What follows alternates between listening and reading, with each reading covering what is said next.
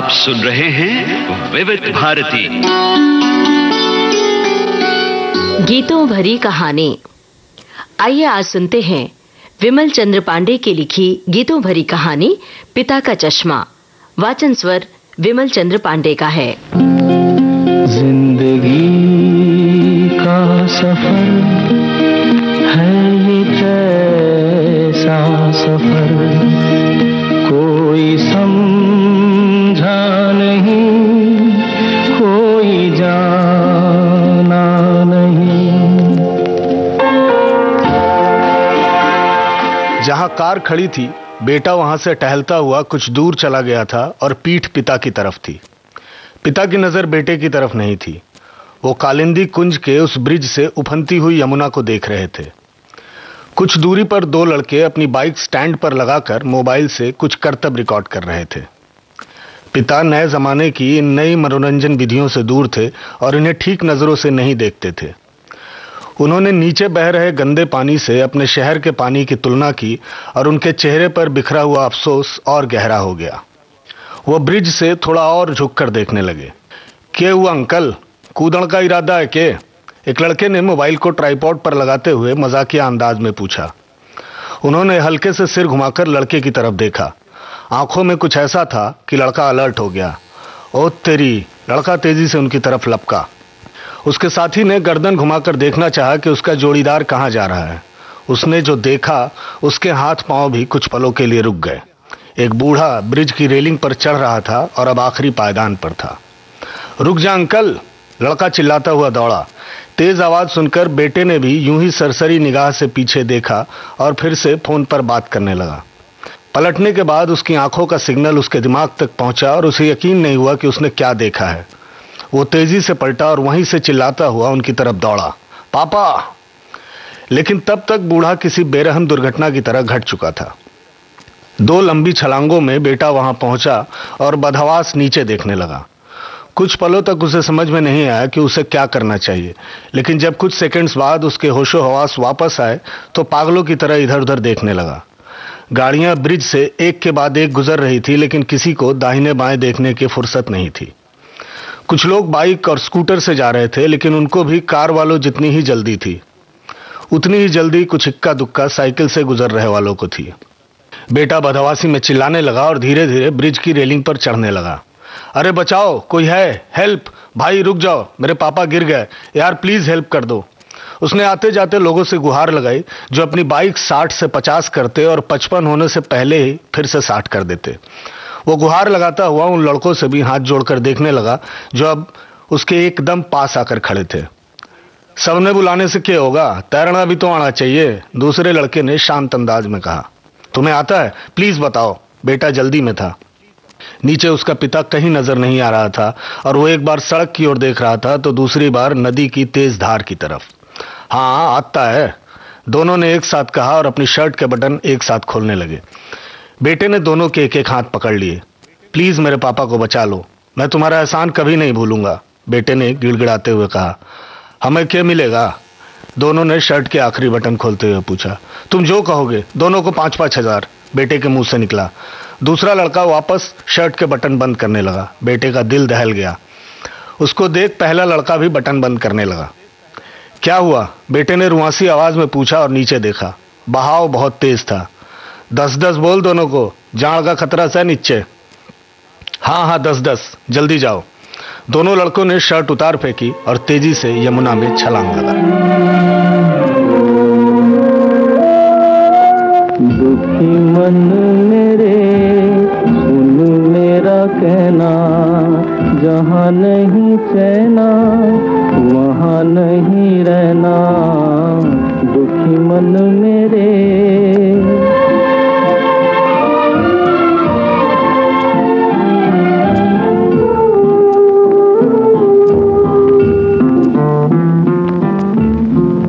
दर्द हमारा कोई न जाने, अपनी गरज के सब हैं दीवाने। किसके आगे रोना रोए, देश पराया लोग बेगाने, दुखी मन मेरे सुन मेरा कहना, जहाँ नहीं चैना वहाँ नहीं रहना, दुखी मन मेरे।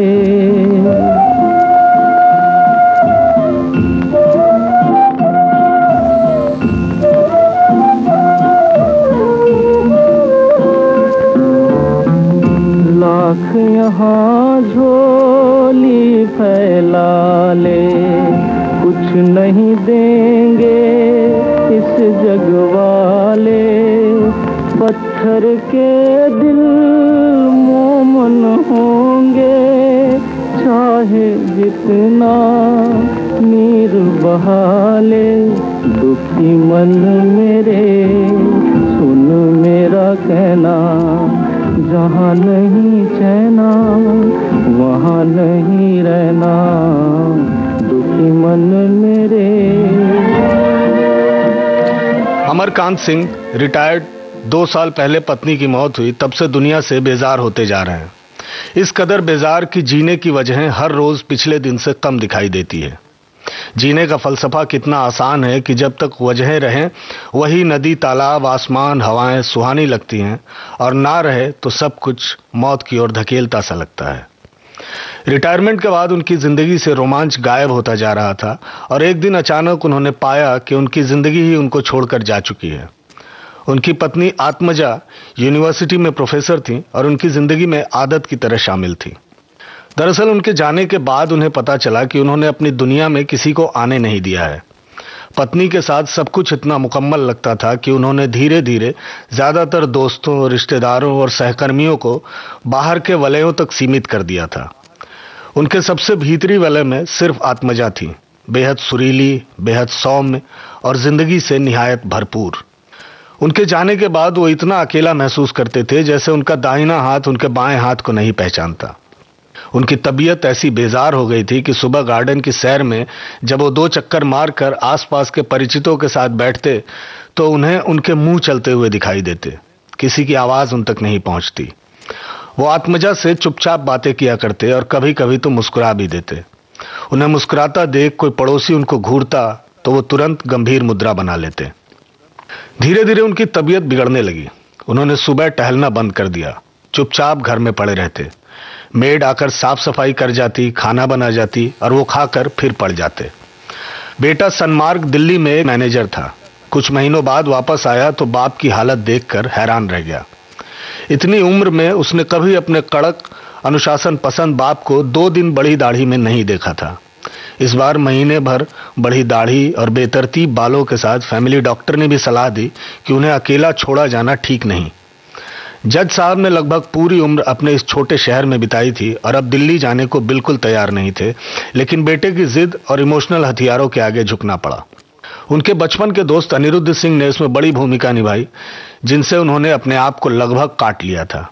ये अनिरुद्ध थे जो बीच बीच में अपने दोस्त की खोज खबर ले लिया करते।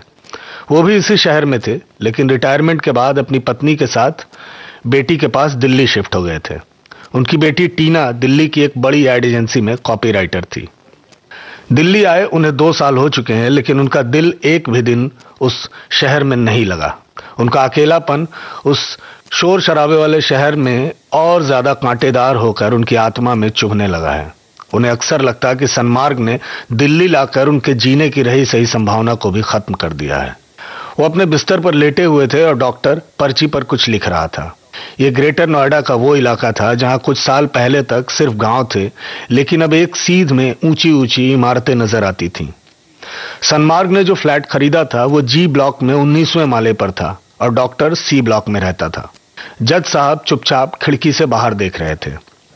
यहां से इतनी दूर टहलने जाने का लॉजिक नहीं समझ में आया मुझे, डॉक्टर ने सनमार्ग की तरफ देखते हुए कहा। सनमार्ग अभी तक इस घटना से चौंका हुआ था और उसे नॉर्मल होने में कई दिन लगने थे। बोले, घर वाला ब्रिज याद आ रहा है, टहलते थे अक्सर वहां और ऊपर से यमुना की लहरें देखते थे। मैंने बोला कि यहाँ की यमुना को ना ही देखें तो बेहतर होगा, लेकिन सुनते कहाँ हैं। सनमार्ग ने शिकायती अंदाज में कहा। जज साहब इसे फालतू की बात समझ खिड़की से बाहर देखते रहे, जैसे दुनिया की सबसे जरूरी घटना वहीं घट रही है। वहां पैर फिसलने की वजह नहीं समझ आई। इतनी बड़ी रेलिंग है सर, फिर कैसे? डॉक्टर ने दवाइयां लिखते हुए एक बार सनमार्ग की ओर देखा, फिर जज साहब की ओर। बताया तो, रेलिंग पे झुका हुआ था, बैलेंस बिगड़ गया। तुमको दवाई लिखनी है, जीरा करनी है? डॉक्टर ने उन्हें देखते हुए पर्ची सनमार्ग की तरफ बढ़ा दी। फुल रेस्ट लीजिए। डॉक्टर ने उठते हुए सनमार्ग को बाहर आने का इशारा किया। सनमार्ग जज साहब को आराम करने का इशारा करता हुआ बाहर निकल गया। दोनों लिफ्ट के पास खड़े थे। डॉक्टर मोबाइल में कुछ देख रहा था। लिफ्ट आकर रुकी, दरवाजा खुला और डॉक्टर कुछ सोचता हुआ अंदर गया। सनमार्ग बाहर खड़ा रहा। कूदे थे, श्योर हो ना? उसकी आवाज में चिंता थी। हाँ, मैंने आखिरी मोमेंट पे देखा था। सनमार्ग की आवाज में थकान थी। एक बात बोलूं? मुझे फील हो रही है बहुत शिद्दत से। बोलिए ना। दरवाजा बंद होने लगा तो सनमार्ग ने दरवाजे पे हाथ रख दिया। दरवाजा फिर से खुल गया। तुम इनको साइकियाट्रिस्ट से दिखाओ यार, इनको जरूरत है। क्या हुआ है मुझे भी समझ नहीं आता। कभी एकदम से खुश हो जाते हैं तो भी डर लगने लगता है, कभी एकदम से रूड। माइंड काम नहीं करता मेरा। हाइपरमेनिया, बाइपोलर, क्लिनिकल डिप्रेशन, कुछ भी हो, डिप्रेशन दिखाई दे रहा है मुझे। मेरा एरिया नहीं है वो, इसलिए बोल रहा हूं। कंसल्ट करो किसी अच्छे साइकियाट्रिस्ट से, नहीं तो बड़ी प्रॉब्लम हो जाएगी। सनमार्ग ने दरवाजे से हाथ हटा लिया। लिफ्ट बंद हो गई। लिफ्ट नीचे जाने लगी। सनमार्ग वहीं खड़ा रहा। फिर भी उसे महसूस हो रहा था कि वो जिस सरफेस पर खड़ा है वो भी तेजी से नीचे जा रही है। लिफ्ट तो आखिरी बेसमेंट तक जाकर रुक जाएगी, लेकिन वो जहां से नीचे गिर रहा है वो पाताल लोक जाकर ही रुकेगा। जाने क्या सोच कर नहीं गुजरा, जाने क्या सोच कर नहीं गुजरा, एक पल रात भर नहीं गुजरा, जाने क्या सोच कर नहीं गुजरा।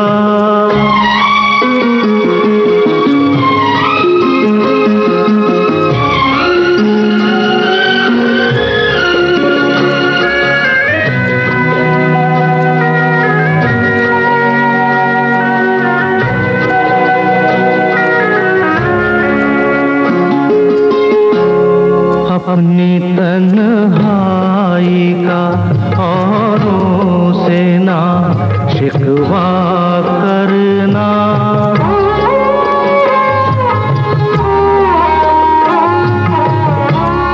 अपनी तन्हाई का औरों से ना शिकवा करना, तुम अकेले ही नहीं हो, सभी अकेले हैं, ये अकेला सफर नहीं गुजरा, जाने क्या सोच कर नहीं गुजरा। डॉक्टर से दिखाने की बात में सनमार्ग ने यह कहीं जिक्र नहीं किया कि डॉक्टर दिमाग का होगा, लेकिन जज साहब डॉक्टर का जिक्र आते ही बिदक गए। उन्होंने पहले सनमार्ग को ऊंची आवाज में अपने बचपन और जवानी के दिनों के संघर्ष के कुछ किस्से सुनाए जो बचपन से सुनता आ रहा था, और वे सब उसे ज़बानी याद हो चुके थे। इतनी डिटेल से कि अगर वो कोई हिस्सा मिस करते तो वो अपने आप उसकी कहानी में चलने लगता। उसने एक और चिंताजनक बात गौर की थी कि पिता अब किस्सों में मिलावट करने लगे थे। कभी वो एक 20 साल पुराने किस्से में किसी 30 साल पुराना किरदार ला देते और दो कहानियों को मिक्स कर देते। सनमार्ग उन्हें चिंता भरी नजरों से देखता रहता। कई किस्से सुनाने के बाद जज साहब अलमारी से बीपी और शुगर नापने वाली मशीनें लाकर बैठ गए। उन्होंने अपना नॉर्मल बीपी उसे दिखाया और सुई से ठीक ठाक डरने वाले उस आदमी ने खुद से अपना शुगर लेवल भी चेक किया। शुगर बढ़ा हुआ था। वो स्ट्रिप रख के बालकनी में टहलने निकल गए। सनमार्ग उनके पीछे गया। कल चलते हैं, अपॉइंटमेंट ले लेता हूं। सनमार्ग मोबाइल में नंबर खोजने लगा। क्या जरूरत है, कल से चावल बंद कर दूंगा, फालतू टेंशन मत लो। उनकी आवाज में फैसला था। एक बार दिखा लेंगे तो क्या हो जाएगा, कुछ दिक्कत हो गई तो फिर। उसकी आवाज भर्राने लगी। उनके ऊपर कोई असर नहीं हुआ। फिर क्या, वो बाहर की ओर निकल गए। सनमार्ग समझ रहा था वो बहस टालना चाहते हैं। ऑफिस में दिन भर सिर खपाने के बाद उसकी भी एनर्जी नहीं बची थी कि वो बहस में वेस्ट करे जिसका कोई रिजल्ट नहीं निकलना। ऑफिस में माहौल रोज से अलग था। बॉस अनेजा प्रेजेंटेशन की तैयारी में था और उसने सनमार्ग को याद किया था। दोनों ने थोड़ी देर प्रोजेक्ट को लेकर बातें की। फिर अनेजा ने जज साहब की तबीयत के बारे में पूछा। उसने बताया। अनेजा ने उसे अपने कुछ परिचितों का जिक्र किया जो एंजाइटी और डिप्रेशन का इलाज करवा ठीक हो चुके हैं। सनमार्ग को हिम्मत बधाई, कुछ घिसी पिटी मोटिवेशनल बातें की जो सनमार्ग रूटीन की तरह सुनता रहा। You R a good son, उसने सारी बातों के अंत में कहा। सनमार्ग फीकी से मुस्कान मुस्कुराया। उसने अनेजा से उसके बेटे के बारे में पूछा जो अभी बाहर की किसी यूनिवर्सिटी से पढ़ाई करके लौटा था और एक ऐप लॉन्च करने वाला था। अच्छा है, दिन रात लॉन्चिंग की तैयारियां चल रही हैं। आइडिया अच्छा है उसका। मार्केट में एक बार सही प्रमोशन हो गया तो सब ब्रांड्स को पीछे छोड़ देगा। अनेजा के चेहरे पर एक संतुष्ट पिता वाली मुस्कुराहट थी। ऑफिस से जल्दी निकलकर सनमार्ग सीपी पहुंचा तो उजाला के आने में अभी 10 मिनट की देरी थी। उसे लगा अगला 10 मिनट पार्किंग ढूंढने में गर्क हो जाएगा, लेकिन इत्तफाकन उसके सामने ही थोड़ी दूर से एक कार पार्किंग से निकली और उसके लिए जगह बन गई। रेस्टोरेंट के बाहर पहुंचकर वो उजाला का इंतजार करने लगा। उजाला पिछली नौकरी में उसकी बॉस थी और उससे 6 साल बड़ी थी। उसने ही सनमार्ग को इस एमएनसी में इंटरव्यू के लिए भेजा था और एचआर से खुद बात की थी जो उसका स्कूल फ्रेंड था। उजाला अधलखा की जगह अब वो उजाला ए लिखती थी और सनमार्ग से बहुत प्यार करती थी। कॉफी पीते हुए उजाला ने समझ लिया कि सनमार्ग किसी उधेड़बुन में है। उसने उसकी हथेली थामी। किस टेंशन में है, क्या हुआ? सनमार्ग ने उसे अपनी टेंशन बताई। वो डॉक्टर के पास जाने को तैयार नहीं। उजाला ने बात बदल दी। उनका बर्थडे है परसों, याद है ना? तो छुट्टी ले रही है ना? सनमार्ग ने उसकी हथेली दबाई। बदले में उसने मुस्कुराते हुए सनमार्ग को देखा जैसे वो कितना बड़ा बुद्धू है। उनके लिए एक मस्त केक ऑर्डर किया है, तू देखेगा खुश हो जाएगा। सनमार्ग की आंखें नम हो गई। तू मेरी लाइफ में नहीं होती तो क्या करता मैं, उसने इमोशनल आवाज में कहा। वो उसके हर इमोशन के गुब्बारे में सुई चुभोना अच्छे से जानती थी। रिश्तों से हम सबसे अच्छी चीज यही सीखते हैं कि सामने वाले की इमोशन की हवा कैसे निकालनी है। पड़ा रहता उदास अकेला कहीं, उसने हंसते हुए कहा। वो मुस्कुराने लगा। कितनी कमाल की है ये लड़की जो प्यार में उससे बच्चे की तरह खेलती है जैसे उसे गोद ले लिया हो। अजनबी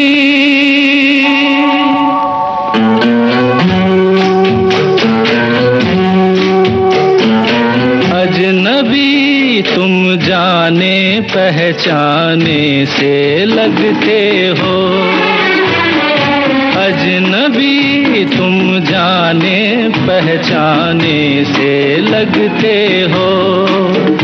ये बड़ी अजीब सी बात है कि नई नई मुलाकात है, फिर भी जाने क्यों अजनबी तुम जाने पहचाने से लगते हो।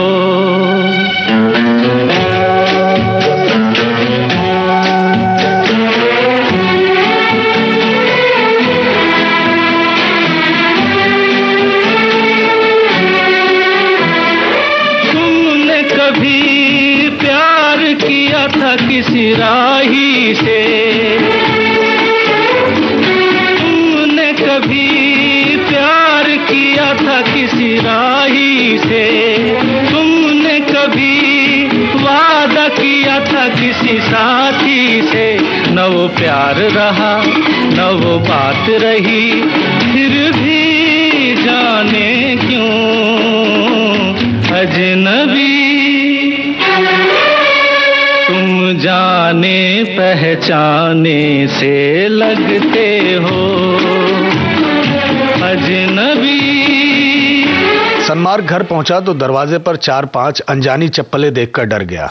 उसने दरवाजा खोला और तेजी से अंदर घुसा। अंदर बिल्डिंग के 4 लड़के और एक वॉचमैन डाइनिंग टेबल के इर्द गिर्द जमा थे। वो तेजी से उनकी तरफ लपका। उसकी निगाहें पिता को ढूंढने लगीं। पास जाकर उसने देखा वो सामने वाली कुर्सी पर बैठे थे जहां घर के मुखिया को बैठना चाहिए। वॉचमैन एक तरफ खड़ा था और चारों में से एक लड़का जज साहब के मोबाइल का एक्सरे कर रहा था। सब इस कदर ध्यान में खोए थे कि किसी ने उसकी आवाज नहीं सुनी। क्या हो रहा है? उसने हल्की घबराहट भरी आवाज में पूछा। सब कुछ ठीक है और सभी जिंदा हैं, ये तो उसने देख ही लिया था। इंजीनियरिंग कर रहे लड़के ने पल भर के लिए नजर उठाई। पानी मदरबोर्ड तक चला गया है, देखता हूं, ठीक नहीं हुआ तो चेंज करना पड़ेगा बॉडी। क्या? उसे अब भी पूरी बात समझ नहीं आई थी। खर्चा लगेगा 2000 कम से कम, उसने मोबाइल की ओर दिखाते हुए कहा तो उसे याद आया। उसने चुटकी बजाई और तेज आवाज में लड़कों को वहां से जाने को कहा। चलो मैं देख लूंगा, आप लोगों को थैंक्स, अब चलिए। लड़के भुनभुनाते हुए चले गए। जज साहब उसका चेहरा देखते रहे। उसने एक बार फोन को उठाकर देखा। ऑन करने पर मोबाइल ऑन तो हो रहा था, लेकिन काफी चार्ज होने के बावजूद ऑन होते ही स्विच ऑफ हो जा रहा था। उसने फोन एक तरफ रख दिया। बनेगा तो भी प्रॉब्लम करेगा, नया ले लेते हैं, बोलकर वो अंदर अपने कमरे में चला गया। जरूरत नहीं है, उनकी आवाज पीछे से सुनाई पड़ी। उसका बहुत कुछ बोलने का मन हुआ, लेकिन वो चुपचाप अपने कमरे में आकर चेंज करने लगा। डिनर में मेड आलू के पराठे बनाकर कैसरोल में रख गई थी। जब उसने टेबल पर डिनर लगाया तो माहौल बोझिल सा था। एक तरफ उनका खराब मोबाइल रखा हुआ था और वो रह रह के उसे देख रहे थे। उसे अफसोस हुआ कि अभी तक उसे बात क्यों नहीं याद आई। उसने मन में सोचा कि एक अच्छा मोबाइल उनके लिए खरीद लेगा और वही परसों का बर्थडे गिफ्ट होगा। उसने 2 प्लेट्स में पराठे और चटनी निकाली और एक उनके सामने रख दी। उन्होंने एक नजर उसकी ओर देखा और खराब फोन को जरा सा आगे खिसका दिया, जैसे उसे अपनी जिंदगी से निकाल रहे हों। अच्छा हुआ इससे पीछा छूटा, अब फोन के बिना रहूंगा, नो डिस्टर्बेंस। अरे इसको हटाइए, इसकी उम्र भी हो गई थी, नया लेते हैं एक आध दिन में। उसने ये बात जाहिर नहीं करनी चाहिए कि वो फोन कल ही लेगा और उसे याद है कि कल उनका जन्मदिन है। वो अचानक उसे घूर कर देखने लगे। उनकी नजरों में कुछ अजीब सा था। उम्र होने पर हटा देना चाहिए, अच्छा सॉल्यूशन है। उनके सवाल में ऊबन थी, दुनिया से नाराजगी थी और सांसारिक नियमों पर गुस्सा था। उसे समझ नहीं आया कि क्या जवाब दे। अंदर एक गुस्से की लहर उठी, लेकिन फिर उसे डॉक्टर की कही बात याद आई कि ये चाहेंगे कि तुम इन्हें कोसो और बुरा बोलो, ताकि ये फिर उस बात को लेकर खुद को और दुखी और नाराज कर सकें। तुम्हें कितना भी बुरा लगे, इनके टोंट के बदले तुम्हें टोंट नहीं मारना। उनके सिम्टम्स बताकर उसने एक साइकियाट्रिस्ट से ऑनलाइन सलाह ली थी और उसने कुछ बातों के लिए स्ट्रिक्टली मना किया था। उसके बाद टेबल पे खामोशी रही। 2 साए एक दूसरे के सामने बैठे, एक दूसरे से मीलों दूर चुपचाप खाते रहे, जैसे किसी गलती की सजा भुगत रहे हों। उजाला ने उसे एक अच्छा फोन खरीदने में हेल्प की। उनको म्यूजिक सुनना पसंद है तो इसका स्पीकर अच्छा है, इसका फ्रंट कैमरा बहुत सही है, ये रफ यूज के लिए है, गिरे भी तो जल्दी खराब नहीं होगी स्क्रीन, ये बहुत हैंडी है, वगैरह वगैरह। फोन लेकर वो उजाला के साथ कॉफी हाउस में कॉफी पी रहा था। उजाला ने आइडिया दिया, वॉलपेपर पे अपनी और उनकी एक मस्त फोटो लगा दे। जब भी उनको सुसाइडल थॉट आएंगे, कम से कम बेटे का चेहरा स्क्रीन पे देख के शायद दोबारा सोचने का मन करें। उसे आइडिया अच्छा लगा। उसने अपना फेसबुक खोला और फोटोज में जाकर पिता के साथ अपनी कोई तस्वीर खोजने लगा। 4-5 साल पुराने एल्बम्स में माँ के साथ कुछ तस्वीरें मिली, लेकिन जज साहब की एक भी तस्वीर नहीं मिली। वो थोड़ा उदास सा हो गया। उजाला ने समझ लिया, आराम से खोजियो, घर जाकर मिल जाएगा। उसने भी दिमाग दौड़ाया तो उसे हल नजर आया। घर पे ही देखूंगा, एक हार्ड डिस्क है मेरे पास पुराने बैकअप की, उसमें बहुत सारी तस्वीरें हैं, उसमें से निकाल लूंगा। उसने खुद को जैसे किसी बुरी सच्चाई से बचाने की कोशिश की। एक दिन बिक जाएगा माटी के मोल, जग में रह जाएंगे प्यारे तेरे बोल। एक दिन बिक जाएगा माटी के मोल, जग में रह जाएंगे प्यारे तेरे बोल। तुझे के होठों को देकर अपने गीत, कोई निशानी छोड़ फिर दुनिया से डोल। एक दिन बिक जाएगा माटी के मोल, जग में रह जाएंगे प्यारे तेरे बोल। ला ला ला ला ला ला ला ला ला ला ला ला।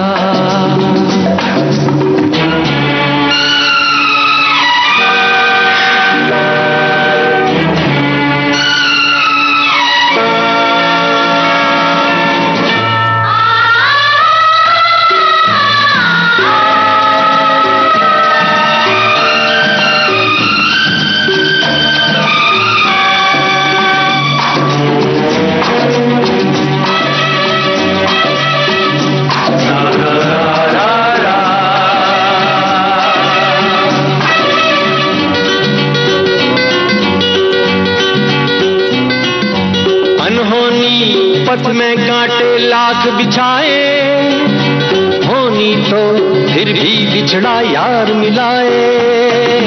अनहोनी पथ में कांटे लाख बिछाए, होनी तो फिर भी बिछड़ा यार मिलाए।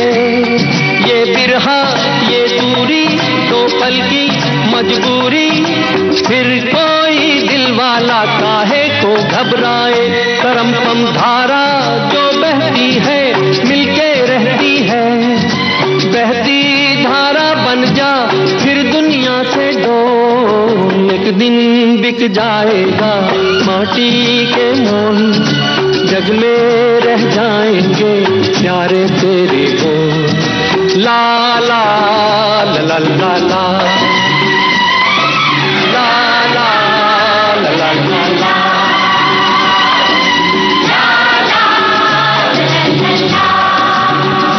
रात को जज साहब के सोने के बाद उसने लैपटॉप से हार्ड डिस्क कनेक्ट की और बरसों पुराने कलेक्शंस खंगालने लगा। कुछ तस्वीरें थीं जो उसकी ही खींची हुई थी, लेकिन उनमें वो माँ के साथ थे। उसके साथ उनकी एक भी तस्वीर नहीं थी। उसे याद आया जब वो छोटा था तो साल में 2 बार पूरा परिवार कितने उत्साह से तैयार होता था और पापा उसे लेकर स्टूडियो जाते थे। वो उसे अपनी गोद में लेकर तस्वीर खिंचवाते। उन तस्वीरों के बाद उसकी अपने पिता के साथ कोई तस्वीर नहीं, ये ख्याल उसे हजम नहीं हो रहा था। ऐसा कैसे हो सकता है? इतने त्योहार आए गए, सबने साथ में मनाए, लेकिन अपने पिता के साथ उसने एक भी तस्वीर नहीं खींची। ये कैसा रिश्ता है जिसकी मौजूदगी माहौल में हवा जैसे रही है, लेकिन उसने कभी रुक कर हवा को शुक्रिया नहीं बोला। उसने फिर से एक बार पूरा बैकअप छान डाला। तस्वीर नहीं मिलने से ज्यादा आश्चर्य उसे अपने यकीन पर हो रहा था, जबकि ऐसा कोई पल याद करने पे याद नहीं आता जब उसने उनके कंधे पे हाथ रख के कहा हो, पापा रुकिए एक सेल्फी ले लेते हैं, जैसा कि वो अक्सर माँ के साथ किया करता था। उसका गला बिना बोले ही रूंधने लगा। आधी रात हो चुकी थी और 4 टीबी की आधी भरी हार्ड डिस्क में, जिसमें दुनिया जहान की हजारों तस्वीरें और वीडियो थे, उसकी अपने पिता के साथ एक भी तस्वीर नहीं थी। उसने उजाला को फोन लगा दिया। मेरी उनके साथ एक भी पिक्चर नहीं यार। उजाला ने उसकी आवाज की मायूसी पहचान ली और इस बात को निहायत मामूली साबित करने की कोशिश की। अरे तो कोई नहीं, सुबह क्लिक कर लेना 2-4। यार मैं कैसा बेटा हूं। कहता हूं कि उनसे प्यार करता हूं, लेकिन उन्हें अपनेपन से पकड़े हुए एक तस्वीर तक नहीं मेरे पास। उसे रोने का मन कर रहा था और रोने के लिए उजाला से अच्छा कंधा कहीं नहीं था। उजाला भी समझ गई थी कि फिलहाल उसे इंसान से सिर्फ कान हो जाना है ताकि सामने वाला सब कुछ कह के हल्का हो सके। वो ठीक कहते हैं यार, मैं बहुत मतलबी हूं, सिर्फ अपनी सहूलियत और फायदे के बारे में सोचता हूं। मेरे दिल में शायद कुछ और है जिसे मैं झुठलाकर अपना बनाया हुआ फैब्रिकेटेड सच सामने रखता हूं। अपने पिता के साथ, जिसने मुझे पैदा किया, पढ़ा लिखा कर अपने पैर पे खड़ा होने के काबिल बनाया, उसके साथ यार, उस पिता के साथ मेरी एक भी फोटो नहीं।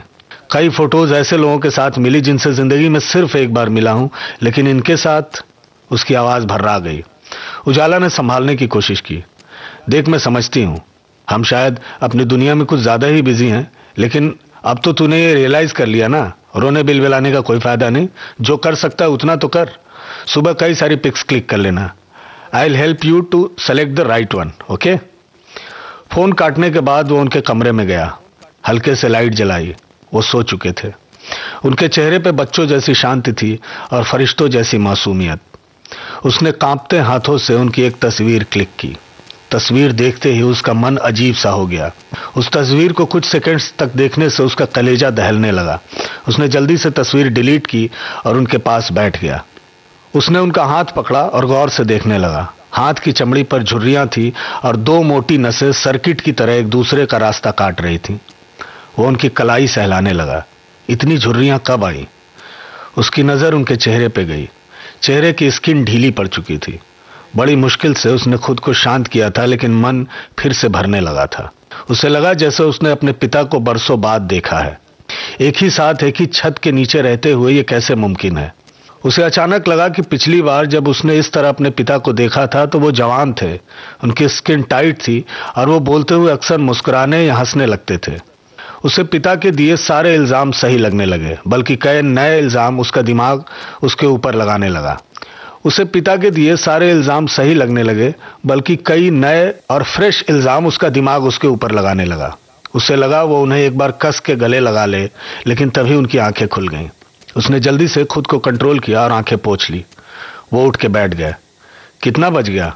उन्होंने पीछे गर्दन घुमाकर घड़ी की ओर देखते हुए पूछा। अरे अभी तो 5 बजे हैं, इतनी जल्दी कैसे जाग गए? उसने कोई जवाब नहीं दिया। कुछ काम था क्या?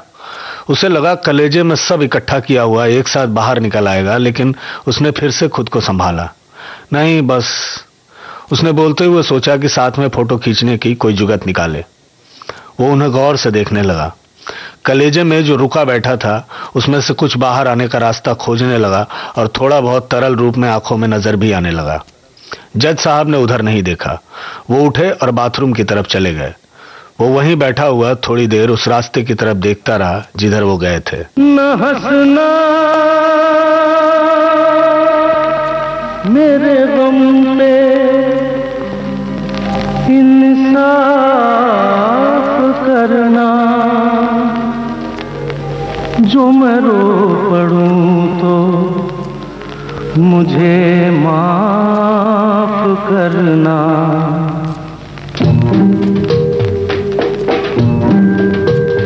जब दर्द नहीं था सीने में तब खाक मजा था जीने में। जब दर्द नहीं था सीने में तब खाक मजा था जीने में।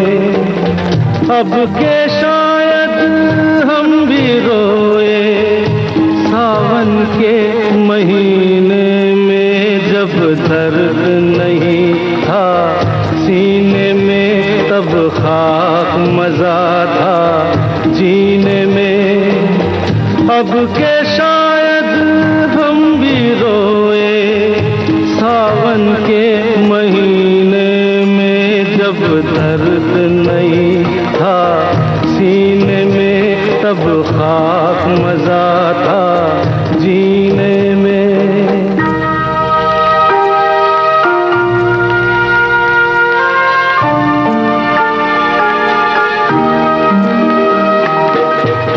यारों का गम क्या होता है, यारों का गम क्या होता है, यारों का गम क्या होता है।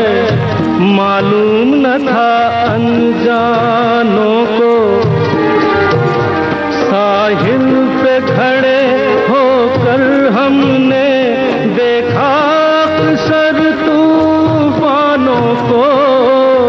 अब के शायद हम भी डूबे मौजों के सफीने में। जब दर्द नहीं था सीने में तब खाक मजा था जीने में।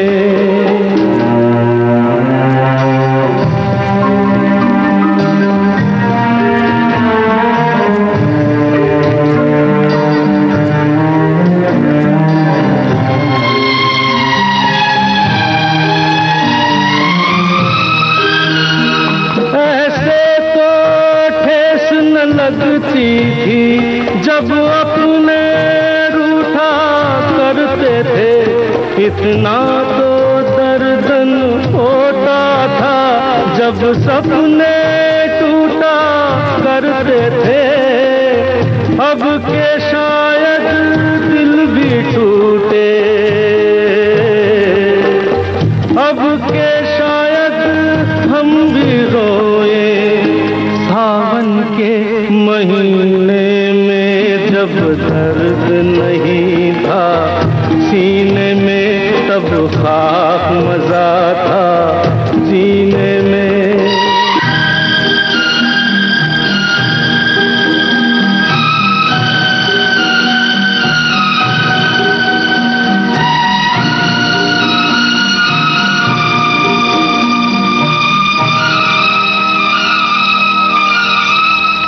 इस कदर प्यार तो कोई करता नहीं, मरने वालों के साथ कोई मरता नहीं।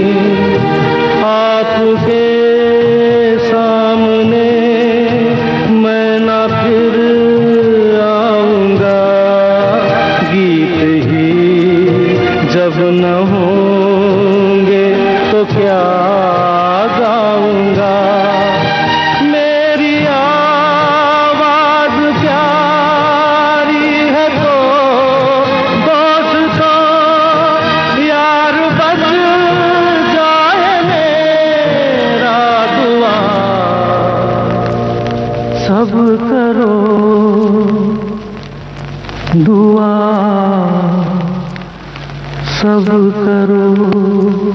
जन्मदिन की बेहद मुख्तसर सी पार्टी, दोस्तों के नाम पर अपने ब्लॉक के एक हम उम्र चावला साहब, जिनके साथ कभी कभी जज साहब टहलने जाते हैं, दो बगल वाले बुजुर्ग, एक उनके बचपन के दोस्त अनिरुद्ध सिंह जो इत्तेफाक से दिल्ली वासी हो चुके हैं।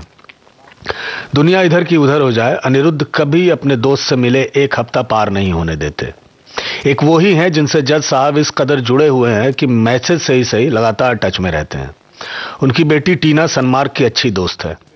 उजाला और उसकी एक दोस्त गरिमा, सनमार्ग के दो दोस्त कम कलीग्स मोहित और कामरान, खाना बनाने वाली मेड सुप्रिया और उसका हाथ बटाने के लिए आई उसकी बहन रानी। कुछ खास डिशेस बनाई गई और ज्यादातर बाहर से ऑर्डर किए गए। केक उजाला ने बनवाया था, जिसके खुलने पर जज साहब इमोशनल हो गए। अपने इमोशन हालांकि वो कभी दूसरों के सामने जाहिर करने के बहुत पक्षधर नहीं रहे, लेकिन इधर मन का मौसम कुछ ऐसा हो गया है कि भावनाएं छलक कर खुद ब खुद बाहर आ जाती हैं। केक गोल आकार का था और उसके ऊपर चॉकलेट का एक बड़ा सा हैमर अटैच था। जज साहब को अपने ऑर्डर वाले दिनों की याद आ गई और होठों पर मुस्कान। उजाला को नहीं पता शादी की 25वीं सालगिरह पर ऐसा ही केक आत्मजा ने सरप्राइज के तौर पे बनवाया था। उजाला ने उनके भीतर एक पुरानी याद वाली गुफा का दरवाजा खोल दिया था। उजाला ने आकर उन्हें गले लगाया और जन्मदिन की शुभकामनाएं दी। उजाला उन्हें जरा भी अच्छी नहीं लगती थी, लेकिन बेटे का उत्साह देखकर उन्होंने सोचा था कि इस मौके को किसी टेंशन से खराब नहीं करेंगे। ज्यादा भीड़, ज्यादा शोर शराबा और बेमतलब की खुशी का इजहार उन्हें बहुत कोफ्त देने लगा था, लेकिन सबके सामने वो खुश रहने की सामाजिकता भी निभा रहे थे और सबके हंसने पर हंसने की कोशिश भी कर रहे थे। सब कुछ अच्छा रहा। केक कटने के बाद जब सबने स्नैक्स खा लिए और मेड के साथ सनमार्ग डिनर लगाने में जुटा था, चावला साहब ने जज साहब के बारे में कुछ एक अच्छी बातें की। 2-3 लाइनें अपने अंदाज में अनिरुद्ध ने भी कहीं और फिर सबने मिलकर जज साहब से कुछ बोलने की गुजारिश की। पहले तो उन्होंने मना किया, लेकिन जब सबने आवाज में आवाज मिलाकर उनका नाम लिया तो वो मुस्कुराते हुए खड़े हो गए। क्या बोलूं, आप लोग आए, इतनी देर रहे, जितना प्लेट में दिया गया था सब साफ कर गए। आप सभी का बहुत बहुत शुक्रिया। ये लड़की जो केक मेरे लिए बनवा कर लाई है, इसको नहीं पता इसकी एक कहानी है। उनकी आवाज सुनकर सनमार्ग भी मेड की हेल्प करता हुआ रुक गया और उजाला जो बालकनी में फोन पर बात कर रही थी, फोन काटकर अंदर चली आई। माहौल अच्छा था। जज साहब की कई लाइनों पर सबकी तालियां बज चुकी थीं। तब मैंने इस पर इतना ध्यान नहीं दिया था। बीवी को प्रॉपर तरीके से थैंक्स कहने का टाइम भी नहीं मिला। उसने कितनी मेहनत से बेकरी वाले को इस केक के बारे में समझाया होगा। उस वक्त हमारे पास सब कुछ था, बस वक्त नहीं था। हम भागते रहते थे, वक्त हमारे आगे आगे भागता था। हमें लगता था हम तेज दौड़े तो इसको पीछे छोड़ देंगे। क्या करें, उम्र ही ऐसी थी, जो सोचो पॉसिबल लगता था। उस टाइम इस बात पर ठहर कर सोचने का टाइम नहीं मिला कि कोई मेरे लिए कितना टाइम दे रहा है। आज ये केक देख के लगा जैसे मुझे ये राज की बात पता चल गई कि हम बूढ़े क्यों होते हैं। हम इसलिए बूढ़े होते हैं ताकि जवानी के जोश में आंखें बंद कर दौड़ते हुए हम जिन्हें थैंक यू नहीं कह पाए उन्हें अब कह सकें। वो न हो हम उनकी जगह किसी और को भी थैंक्स कहें और इस बात को समझें कि कोई आपके लिए टाइम दे रहा है तो वो इससे कीमती आपको कुछ नहीं दे सकता। इस लड़की को मैं थैंक्स कहता हूं। इसने वो किया जो मेरा खुद का बेटा मेरे लिए नहीं कर पाता। मुझे हमेशा इस बात का अफसोस रहता है कि मैं इसे टाइम नहीं दे पाया जब ये छोटा था। कुदरत आपसे ऐसे ही बदले लेती है। अब ये मुझे बिल्कुल टाइम नहीं दे पाता। हालांकि ये कोशिश करता होगा, इसमें मुझे कोई डाउट नहीं है। मैं भी करता था लेकिन नहीं कर पाया। इसका भी आने वाला वक्त अफसोस से भरा होगा, ये मैं अभी से बता सकता हूं। इसे तब मेरे ना रहने का अफसोस होगा जब इसके पास रुक के ये सोचने का वक्त होगा कि he could have done better. जज साहब की आंखें नम हो गई और ना चाहते हुए भी आवाज रूंध गई। शायद उन्हें कोई नहीं छेड़ता तो वो अब अपनी स्पीच खत्म करके बैठ जाते। खुद को संभालने की कोशिश में एक आध घूंट पानी पीते और मेड को बोलते कि उन्हें बस थोड़ा सा पनीर और एक आध चपातियां दे। लेकिन गड़बड़ हो गई जब चावला साहब अपनी कुर्सी से उठकर उनके पास चले गए और उनके कंधे पर हाथ रख सहलाने लगे। जज साहब ने गौर किया था कि इधर जब कोई दो शब्द अपनेपन के बोल देता या एक छोटा सा जेस्चर दिखा देता, उनकी आंखें बहने लगती थी। उन्होंने रोकने की बहुत कोशिश की लेकिन आंखें बहने लगी। आइए आइए सर, बैठिए, लीजिए पानी पीजिए। चावला साहब ने गिलास में पानी भरकर उन्हें थमाया। सब अपने फ्रेम में रुक गए थे और उनकी ओर देख रहे थे, जिसकी वजह से उन्हें बहुत अजीब लग रहा था। सबकी नजरें जज साहब से ज्यादा आड़े तिरछे सनमार्ग की तरफ जा रही थी, जैसे वो इस माहौल का विलेन हो। सनमार्ग ने यह बात गौर कर ली थी और सब कुछ छोड़कर एक तरफ बैठ गया था। उसने पता नहीं किसी का नंबर मिलाया था या फिर ऐसे ही किसी को डांट रहा था। अरे जे ब्लॉक लिखा है तो बिल्डिंग भी तो लिखी है। किसी भी बिल्डिंग में जाकर जे ब्लॉक खोजने लगोगे तो मुझे कैसे मिलेगा यार? मुझे नहीं पता, लेके आओ। मैं आ जाता पार्किंग के पास, लेकिन आप लोगों की जितनी हेल्प कर दो ना, आप लोग उतना ही भाव खाने लगते हो। मैं नहीं आऊंगा कहीं भी। मैंने एड्रेस प्रॉपर डाला था और आपके ऐप ने ऑर्डर एक्सेप्ट किया। भाई आकर डिलीवरी दीजिए, नहीं तो मैं कंज्यूमर कोर्ट में जाऊंगा। इतना वक्त लगा रहे, इतनी देर में तो मैं बनारस से पान मंगवा लेता। नहीं सॉरी, मैं हेल्प करता था, अब नहीं करूंगा। You guys are thankless. उसने फोन काटा तो सबको डिनर सर्व किया जा चुका था और एक खामोशी कमरे में फैली थी। चावला साहब उसे ही देख रहे थे। स्वीट पान ऑनलाइन शुरू हुआ इधर ही। अच्छा ऐप है, हर तरह के पान देता है, लेकिन डिलीवरी इतनी खराब है ना। उसने देखा उसकी बात पर किसी ने ध्यान नहीं दिया। सब चुपचाप खा रहे थे, जैसे ये करना बाहर जाने का गेट पास हो। वो भी खाने लगा। उसकी नजर उजाला पर पड़ी, जो बहुत प्यार और अपनेपन से उसे देख रही थी। उसने आंखों से बताया कि इस पूरे हॉल में कम से कम वो एक इंसान है जो उसे विलेन नहीं समझती। उसे उजाला की नजरों से कुछ राहत मिली।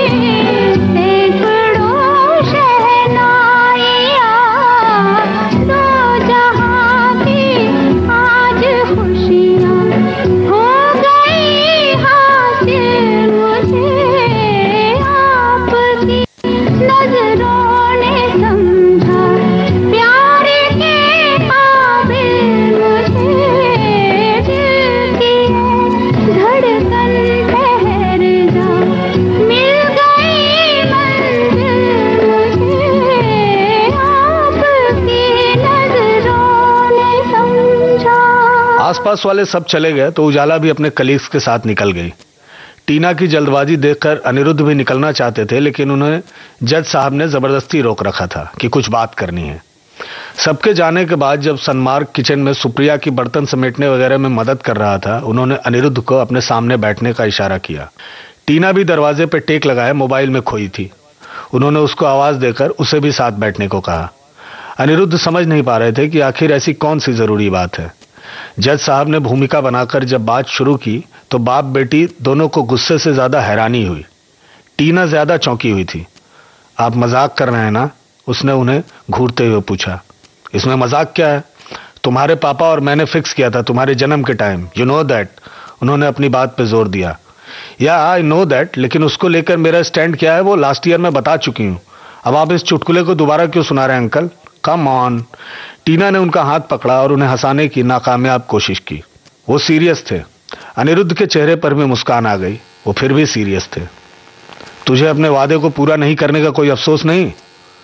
नहीं यार, मेरी जबान की, मेरी बेटी की मर्जी के आगे कोई कीमत नहीं, और ना ही ये मानने में मुझे कोई अफसोस है कि वो गधा पचीसी वाली उम्र थी और वैसी ही हरकत थी हमारी।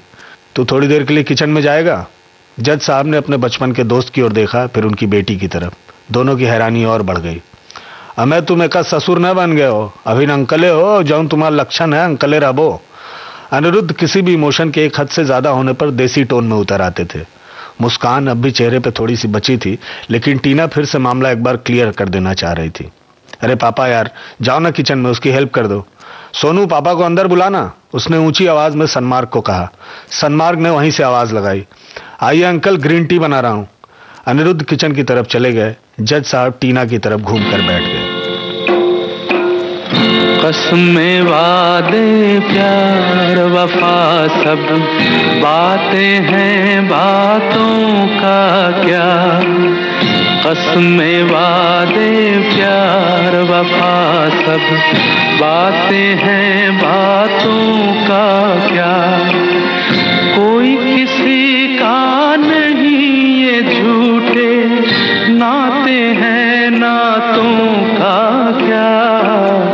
कसमें, वादे, प्यार, वफा सब बातें हैं, बातों का क्या।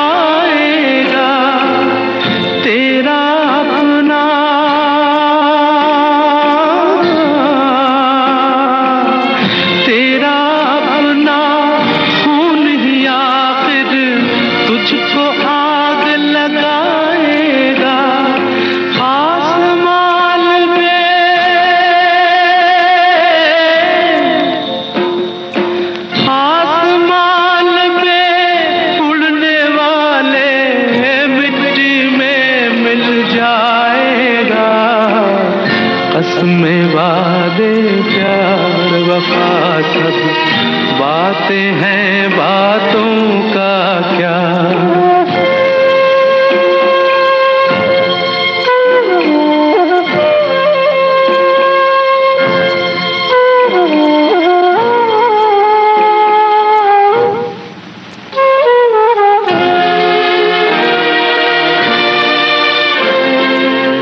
सुख में तेरे,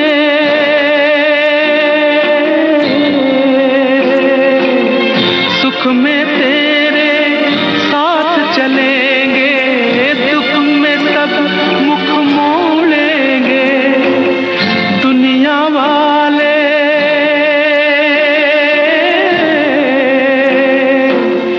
दुनिया वाले तेरे बनकर तेरा ही दिल तोड़ेंगे।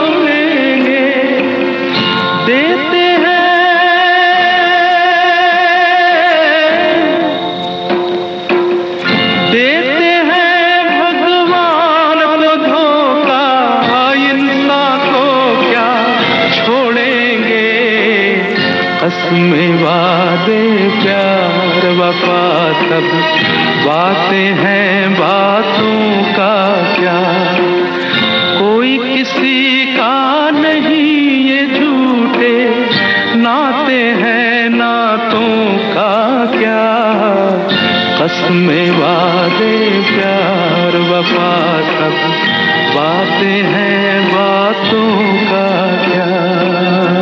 तुम्हारा कहीं कोई चक्कर चल रहा है? टीना उनका सवाल सुनकर ऐसे हैरान हो गई जैसे उसने रात में इंद्रधनुष जैसी अविश्वसनीय चीज देख ली हो। क्या चक्कर? आपको क्या हो गया है? आप कैसे बात कर रहे हो अंकल? क्या हुआ? सब ठीक? उसने जज साहब के माथे पे हाथ रख के उनका टेम्परेचर चेक करना चाहा। उन्होंने तुनक कर हाथ हटा दिया। जवाब दे पहले, जवाब। चक्कर? नहीं, मेरा कोई चक्कर नहीं और मुझे अभी कोई चक्कर करना भी नहीं। मुझे पीएचडी पूरी करनी है और स्पेशलाइजेशन के लिए बाहर जाना है। वो तो तू शादी के बाद भी जा सकती है। उनकी बात पर टीना को हंसी आ गई। यार अंकल, आप कैसे होते जा रहे हो पता है? आप पहले बिल्कुल ऐसे नहीं थे। क्या प्रॉब्लम है सन्मार्ग में? टीना पीठ टिकाकर सोफे पे लुढ़क गई जैसे बहस से विड्रॉ कर रही हो। यही प्रॉब्लम है अंकल कि बचपन से खेली हूं दोस्त की तरह। उसके लिए दोस्त वाली फीलिंग है अंदर से। कितना भी चाहूं और कोई फीलिंग नहीं आ सकती। और आप क्यों इतने परेशान हो गए जैसे वो बुढ़ा हो रहा है? टीना ने सामने पड़ा सौंफ उठाया और फांक लिया। तेरा बाप वादा तोड़ रहा है तो कुछ नहीं। अरे आप दोनों होते कौन है मेरी जिंदगी को लेकर वादा करने वाले? आप अपना देखो, वो अपना देखे, मैं अपना देख लूंगी। सन्मार्ग हाथ में ट्रे लिए आया। पीछे से अनिरुद्ध भी आए। सब ग्रीन टी पीने लगे। अनिरुद्ध ने टीना को कुछ इशारा किया। टीना ने सन्मार्ग को इशारा किया और दोनों अपनी चाय लेकर बाहर बरामदे में चले गए। तूने कभी सोचा तो नहीं सीरियस इनकी बात के बारे में? सन्मार्ग ने पूछा। पागल है, मेरे इतने बुरे दिन नहीं आए। सन्मार्ग जवाब सुनकर हंसा। वो भी मुस्कुराई। कोई है लाइफ में? सन्मार्ग ने पूछा। अभी नहीं। लास्ट ब्रेकअप को 2 महीने हुए और ब्रेकअप के बाद वाला फ्री टाइम एंजॉय कर रही हूँ। इस बार सोचती हूँ लंबा एंजॉय करूंगी। करियर पे थोड़ा ध्यान देना है। सन्मार्ग ने छोटा सा जवाब दिया। तू बता कब करेगा शादी? टीना ने पूछा। पता नहीं यार, उजाला के घर वाले के बहुत स्ट्रिक्ट है। देखते हैं। वो कन्विंस करने की कोशिश कर रही है। अंदर ग्रीन टी खत्म हो चुकी थी। अनिरुद्ध अब उठने वाले थे। उपसंहार के रूप में उन्होंने दोस्त के कंधे पर हाथ रखकर कुछ शब्द बोले। हो जाएगी शादी जब उसका मन करेगा। तू इतना लोड क्यों लेता है? वो लड़की मुझे एकदम पसंद नहीं। जज साहब ने बच्चों की तरह शिकायत की। क्यों? आज उसने तेरे लिए कितना टाइम निकालकर केक बनवाया था। तुझे कुछ समझ में आता है? मुझे उसका बात करने का तरीका नहीं पसंद। बड़े छोटे सबको तू तड़ाक से बात करती है। उसकी आवाज भी बहुत कर्कश है और वो सोनू से 6 साल बड़ी है, पता है तुझे? तू कुछ भी बोलने लगा है। बोलने से पहले 30 सेकंड आंखें बंद कर सोचा कर कि क्या बोलने वाला हूं और बोलने के बाद खुद को सुना कर कि क्या बोल रहा हूं। जज साहब ने हिकारत से कहा और दूसरी ओर देखने लगे। अनिरुद्ध फिर से मुस्कुरा उठे। दोस्त के करीब आए और उसे कंधे पे हल्का सा हाथ रखा और बाहर निकल गए। फिर से हैप्पी बर्थडे। चल 1-2 दिन में फोन करता हूं। उन्होंने बाहर निकलते हुए कहा। जरूरत नहीं मुझे स्वार्थी दोस्तों की, चला जाए यहां से, उन्होंने थोड़ी ऊंची आवाज में कहा। अनिरुद्ध टीना और सन्मार्ग के साथ बाहर थे। ड्राइवर पार्किंग से गाड़ी निकालने गया था। ऐसे ही 10 साल के बच्चे की तरह जिदियाने लगे हैं। खुद समझाने की कोशिश करो तो कहते हैं बेटा बाप बनने की कोशिश मत कर। 3-3 दिन नहाते नहीं, कपड़े नहीं बदलते, ब्रश तक नहीं करते और पूछने पे बोलते हैं कहीं जाने का मूड बनेगा तो नहाऊंगा। ऐसे क्या तैयार होकर घर में बैठूं? कहीं बाहर चलने को बोलता हूं तो कहते हैं इतना पॉल्यूशन है शहर में, बाहर कहां जाएगा? डॉक्टर के यहां ले जाने के लिए मैंने क्या क्या कोशिश नहीं की। आप कुछ करिए ना, सन्मार्ग ने रिक्वेस्ट की। उन्होंने कुछ सोचते हुए सिर हिलाया। तू रहने दे बेटा, इसको मैं ले जाता हूं। बहुत अच्छा डॉक्टर है, साउथ दिल्ली के बड़े साइकियाट्रिस्ट में से है। एक बार वो काउंसलिंग कर लेगा तो अगली बार से खुद तेरे साथ जाएगा, जिद नहीं करेगा। उन्होंने सन्मार्ग के कंधे पर हाथ रख उसे हौसला दिया। जिस मनोचिकित्सक के यहाँ वो नंबर लगाए अपनी बारी का इंतजार कर रहे थे, उसके बारे में बहुत सी लोक कथाएं थीं। उसका नाम दिल्ली के सबसे बड़े साइकियाट्रिस्ट में शुमार था, तो उसके नाम से कहानियां भी बहुत थीं। सबसे प्रसिद्ध कहानी ये थी कि डॉक्टर पागलों का इलाज करते करते खुद 2 बार पागल हो चुके थे। जनता ऐसी कहानियों को सुन डॉक्टर को जीनियस मानती थी। जनता की मानसिक हालत खुद ऐसी थी कि वो ऐसी बातों को सेलिब्रेट करती थी और मानती थी कि जो ज्यादा समझदार होगा उसे पागल हो ही जाना चाहिए। जब जज साहब का नंबर आया, शाम होने वाली थी और वो इंतजार करते हुए ऊब गए थे। ऊब उनके ऊपर हावी ना हो इसके लिए अनिरुद्ध लगातार उनसे पुरानी बातें कर रहे थे। डॉक्टर ने देर तक तरह तरह के सवाल पूछे और जवाब नोट करता रहा। वो अनमने ढंग से बताते रहे। अनिरुद्ध बीच बीच में अपने दोस्त का चेहरा देखते कि उन्हें सिर्फ सवाल पूछने की आदत रही है, जवाब देने की नहीं, तो कहीं अचानक भड़क न जाए, जैसा आजकल वो अक्सर करता है।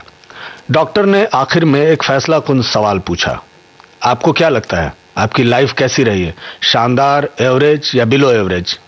जज साहब कहीं खो गए। 2 साल पहले तक शानदार थी, अब बिलो एवरेज। उनका जवाब सवाल से भी छोटा था। डॉक्टर ने उन्हें गौर से देखा और कुछ दवाइयां लिखने लगा। ये दवाइयां हैं, 10 दिन खाइए फिर आइएगा, और जैसा आपने कमिटमेंट किया, मॉर्निंग वॉक रेगुलर। उसने पर्ची आगे बढ़ाई, जो इशारा था कि उन्हें उठना चाहिए और अगले मरीज के लिए रास्ता बनाना चाहिए। अनिरुद्ध उठ गए और उन्होंने जज साहब को भी उठने का इशारा किया। जज साहब भी धीरे से उठे। उनकी नजर डॉक्टर के बेतरतीब निकले तोंद पर थी। अनिरुद्ध चाह रहे थे कि इतने जवाब देने से त्रस्त उनका दोस्त कुछ अजीब न करे और तुरंत वहां से निकल जाए। आपका डाइजेशन कैसा रहता है? उन्होंने उठते हुए डॉक्टर से पूछ ही लिया। डॉक्टर चौंक गया। सवाल उसकी समझ में नहीं आया और उसने घूर कर जज साहब को देखा। जज साहब ने उसके पेट की तरफ इशारा करते हुए एकदम स्पष्ट पूछा, आपका पेट सही नहीं रहता होगा, कैसा है आपके हिसाब से, एवरेज, बिलो एवरेज या शानदार? डॉक्टर बात समझा तो हमेशा उलझन वाले उस चेहरे पर हल्की मुस्कान आ गई। अनिरुद्ध सहमे हुए थे कि डॉक्टर भड़क न जाए, लेकिन डॉक्टर दिमाग के सैकड़ों मरीजों से दिन में टकराता था। पहले बिलो एवरेज था, इधर एवरेज हो रहा है कुछ एक्सरसाइजेस की वजह से, शानदार तो कभी नहीं रहा। डॉक्टर की आवाज में सच्चाई थी। दोनों हाथों को जोड़कर ऊपर की ओर ले जाइए, फिर धीरे से एक पांव को मोड़कर दूसरे पैर की जांघ पर रखिए। जज साहब कुर्सी के पीछे खड़े होकर बाकायदा जो बोल रहे थे वो करने लगे। डॉक्टर उन्हें कुछ पल हैरानी से देखता रहा, फिर कुर्सी से खड़ा हो गया। अनिरुद्ध सहमे हुए थे कि हजारों रुपए फीस लेने वाला ये अति व्यस्त डॉक्टर उन्हें डांट कर बाहर न निकाल दे, लेकिन डॉक्टर वाकई जज साहब को फॉलो कर रहा था। अब हाथों को ऊपर की तरफ खींचे रखिए और एक पैर पर खड़े होने का अभ्यास करिए। डॉक्टर बार बार अपना एक पैर दूसरी जांघ पर टिकाने की कोशिश कर रहा था, लेकिन उसका संतुलन बिगड़ जा रहा था। आखिरकार 3-4 कोशिशों के बाद कुछ सेकंड्स तक वो एक पांव पे खड़ा रहा। अब ऐसे ही दूसरे पैर से करना होगा। जज साहब दरवाजे की तरफ बढ़ गए। अनिरुद्ध उनके पीछे लपके। डॉक्टर ने दूसरे पैर से भी कुछ पल वो अभ्यास किया। पहले करता था मैं योगा, इधर छूट गया, फिर से शुरू करता हूं, थैंक्स, मिलते हैं 10 दिन के बाद, डॉक्टर ने कमिटमेंट से कहा। Thanks doctor. दोनों बाहर निकल गए। सनकी है वो सुना है, भड़क जाता तो? वापसी में अनिरुद्ध ने हल्की नाराजगी से कहा, ऑब्जेक्शन ओवर रूल्ड। जज साहब ने ऐसे शांत भाव से कहा जैसे दवाइयां अनिरुद्ध के लिए लिखी गई हैं और वे बेहद स्वस्थ और कंट्रोल्ड हैं। अनिरुद्ध ने भौहें टेढ़ी करके उनकी ओर देखा, फिर दोनों दोस्त मुस्कुराने लगे। आदमी जो कहता है, आदमी जो सुनता है, जिंदगी भर वो सदाएं पीछा करती है। आदमी जो कहता है, आदमी जो सुनता है, जिंदगी भर वो सदाएं पीछा करती है। आदमी जो देता है, आदमी जो लेता है, जिंदगी भर वो दुआएं पीछा करती है। पिता का चश्मा। अभी आप सुन रहे थे विमल चंद्र पांडे की लिखी ये गीतों भरी कहानी। वाचन स्वर विमल चंद्र पांडे का ही था। ये था आज पहला भाग। इसका दूसरा भाग आपको सुनवाएंगे अगले हफ्ते। चलने से पहले आपको बता दें, इस कार्यक्रम के संपादक और प्रस्तुतकर्ता रमेश गोखले।